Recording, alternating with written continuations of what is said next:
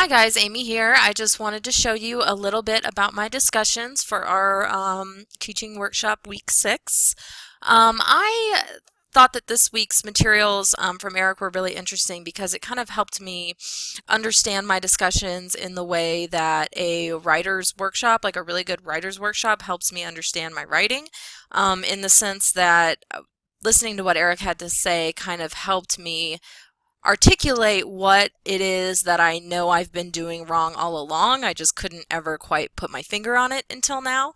But everything he said made perfect sense, and it was kind of that experience of cognitive dissonance where you're kind of confused, but then you realize that this confusion is actually what you needed to understand in order to make it all make sense and in order to fix the problem. So I'm actually glad that I had that experience. So I just wanted to show you one of my discussions that I think is typical of the discussions in my courses. I was one of the ones who kind of struggled with categorizing my discussion format between the open discussions and the writing prompts, and I think that's because I've been trying to do both with one set of discussion assignments. And so that's mostly what I'm going to talk about today. But I think when I was looking, at the descriptions of the different assignments, let me see if I can find that. Here, I was really finding that most of these descriptions that most closely applied to my discussions fell under the content-specific discussion category. And so I do think that this is the closest to what I am actually doing, although my intention all along has been to do both of these. And so just by the nature of trying to do all of this with one assignment, I've ended up kind of in this area, which is appropriate given the sense that, or in the sense that Eric has described this content-specific discussion as kind of falling in between these two, the writing prompt and the open. So, in as much as I've been trying to do both writing prompts and open discussions in my discussions, I think it makes sense that they've ended up being more like content-specific discussions. So let me give you, as I said, an example of a typical discussion in my course.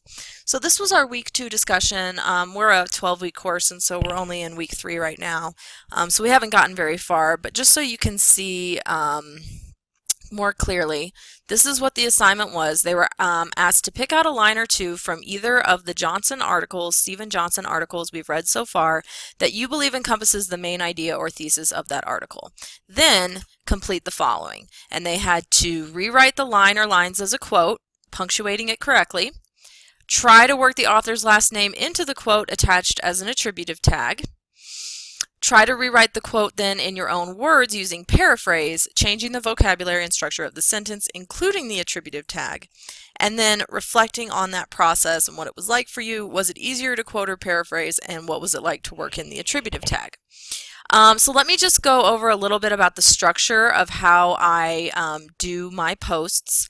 I do the what Eric has described as the writing prompts, in the sense that I do one post, 2 replies, and then they are required to do a final reflection at the end of the week. And I'll show you what the language looks like in my syllabus for that. So here, there are 3 parts: your original forum post, 2 responses, as well as a final comment or reflection on your own original thread after your classmates have responded to you. And they are required to have their originals posted by Wednesday, then respond to their classmates by Friday, and have their final reflections on Sunday. And I also do have a rubric for that that talks again about the deadlines, your own original post, 2 responses, final comments, and when they're due. And then I have the points values and the descriptions. Certain weeks we do peer workshop instead of a typical discussion, so I have a little bit of different criteria for that there. So going back to the example that we're looking at right now from week 2, I've asked them that their original post needs to include all of these 4 things, and then they would comment and do their reflections at the end of the week. So I did notice that this kind of violates Eric's rule about one assignment to assess one thing, because here I think you can categorize categorize all of these into one thing in terms of the skill of quoting and paraphrasing, but then this kind of metacognitive reflection piece might kind of assess something different, and so I wonder if I should break these into two separate discussions. But then I kind of push back against that too, because I think this is part of the process of what I'm asking them to do here. So not only am I assessing if I thought they did it right, but I'm assessing if they thought that they did it right. And so in that way, I think it's important to have both within the same assignment. So that may be one place that I kind of stray away or disagree with Eric. It's probably the only place that I will ever do so. Okay, so let's look. I have gone through like 100 different ways of participating in discussions, and so I think that also speaks to what I said before about I may be trying to wrap writing prompts and open discussions all into one, and so I'm starting to feel like I need to separate them in two. But the way I've been doing it, when I first started teaching, I replied to every single thread, and I tried to reply to every single person's original thread either by either by Thursday or Friday, because they're due on Wednesday. And that was my first semester teaching online, and Kathy Ment, you were actually my chair at the time, and I remember you observed me and you said, do you think that's really practical or sustainable for you to respond to every single student's original post? And I was on maternity leave at the time, and it was my only class that I was teaching that semester, so I said, yeah, this semester it is. But then Kathy had suggested that I could just do entire class feedback for midweek and final comments, and that I could pin those to the top. So that's what I did last semester, and I felt like I wasn't participating enough in discussions. And then this semester I've tried to do both, and it's actually gone a lot more smoothly. But then when I saw the recipe cards from Eric that really go into what type of interactions are supposed to happen for each type of assignment, this is where I was like, oh my gosh, I am so messed up on all of this. No wonder I've been struggling with my discussions. So let me just go over this a little bit more in depth so I can give you a more detailed description of what I actually do. So my discussions do the one post and 2 replies, and then they also, in addition to that, have to do a final reflection that kind of synthesizes the replies that they received as well as what they saw in other people's writing. And so I initially had not classified these as writing prompts because most of the students end up interacting with at least 4 different students, in the sense that they get 2 comments and they have to respond to those, and they give 2 comments, and ideally that student would respond to those as well. And so I saw it as more of a larger group interaction, but still not the entire class. But I'm also in there too. And so this speaks to my kind of struggle with, am I participating too much? Am I participating not enough? So when Eric said that the main goal of a writing prompt is for the writer, or is for the teacher to not be part of the discussion because students are supposed to find the right answer on their own, I felt like, yes, that is what I want from my discussion activities, but I also feel obligated to be in there and participate. And that is what I mean when I say I had this kind of cognitive dissonance between what I feel like I need to do and what is working actually in the class. Because I feel like if I'm not participating, that the students at least interpret that I'm not teaching them. And yet at the same time, I want them to wrestle with the material in order to find the right answer. So this interacting to find the right answer really, really felt like it applied to what I want them to do.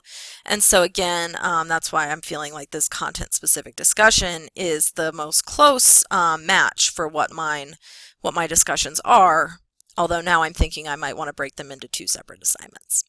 Part of the reason for that is, some of the things like this, closed versus open-ended, I have both. Some of my discussions are closed and some are open, and that might be creating some tension for students there.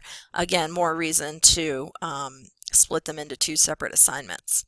As far as the amount of time that it takes for the students to complete the assignment, I imagine it should take 2 to 3 hours for the entire process, and the original postings are usually about a page of writing. So if that takes an hour and then they spend another hour or 2 in the commenting and reflecting, then I think that they have engaged in the activity enough for that particular week. But my main outcomes that I want to achieve is to encourage critical thinking, interaction between the students, understanding the course content. So I think, again, that's another reason why I fall mostly in this category. And then as far as my role during, after, and the type of assessment that I provide, it's always formative. As I said, I used to comment on every single student. Then I would only comment, provide feedback to the whole class, mid and at the end of the week. And that didn't feel like it was enough. So this semester I've tried to reach a happy medium where I don't reply to every single student, but I do get in there sometime around Wednesday, and I will reply to a couple of different students if I see something that I need to comment on. So here's an example. This student had provided like a little addendum. She realized she didn't answer all the questions up here, so she finished answering questions 3 and 4 down here. And then she got some feedback. And you can see the conversation. Oh, this isn't one that I participated in. I'm sorry. Let me see if I can find you one that I actually participated in. I think this was one. Okay. So he also had some trouble and split it into 2 posts because the next post had his quote and this was his paraphrase. He actually didn't complete the entire thing, so I prompted him. I thought he didn't represent the thesis accurately, so I prompted him there again. Then he replied and kind of clarified, and the conversation went on from there.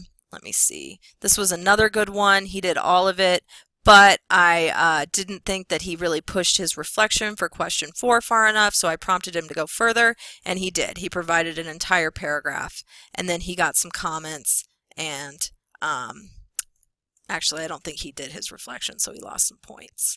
I'm going to keep going. You can see that I comment on maybe 1/3 of them directly, but the ones that I'm trying to single out here are the really good ones where I make a comment because I didn't think this person had gotten the thesis quite right. She replied, and then the conversation just took off because, you know, she got some more feedback. I jumped in on that. Then this person came back again, and then the original writer jumps in, and then the commenter again. And so this was awesome. This was the first time I've ever had an exchange like this. Well, maybe not the first, but one of them in my discussions. Usually it's just a couple of comments and the reflection at the end. And so I know that the fact that I was in here in the first 3 days of the discussion prompted it to go this far. But this is what I think Eric's talking about with open discussion. So I struggle because I want them to wrestle with each other to find these right answers, not have me have to go in and prompt. But then in addition to that, I also have started pinning some comments to the top of the post, kind of like I would have my mid and final comments, but these aren't comprehensive. These are just things that I want them to focus on as they're commenting. Usually this will be sometime between like Wednesday and Thursday. So if I've checked all their original posts and I want them to focus their comments to each other on specific points, I'll kind of direct them with this and then pin that to the top.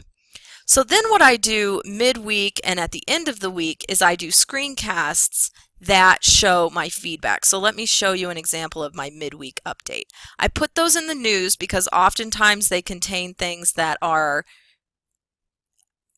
go beyond just the discussion itself. So it might have to do with their homework that week or whatever. But then at the end of the week as well, I post some final comments. I like to do what Liz would call a little 15 minutes of fame and kind of pull out some examples of good posts. You can see that here. I'll kind of create a Word document. I think I've mentioned this in a previous video, but it just kind of singles out the ones that were doing a particularly good job and lets them see that. And so that'll be my final comments, and then I do put that in the discussion as well. So as you can see here, that's also pinned to the top of the discussion. So I don't know why I don't pin the midweek ones too. I figure they're going to see them in the news, but I always want to have the final comments in here. Maybe I should do that with the midweek ones too. Okay, so that's a start. That's a description of what my process is like. Um,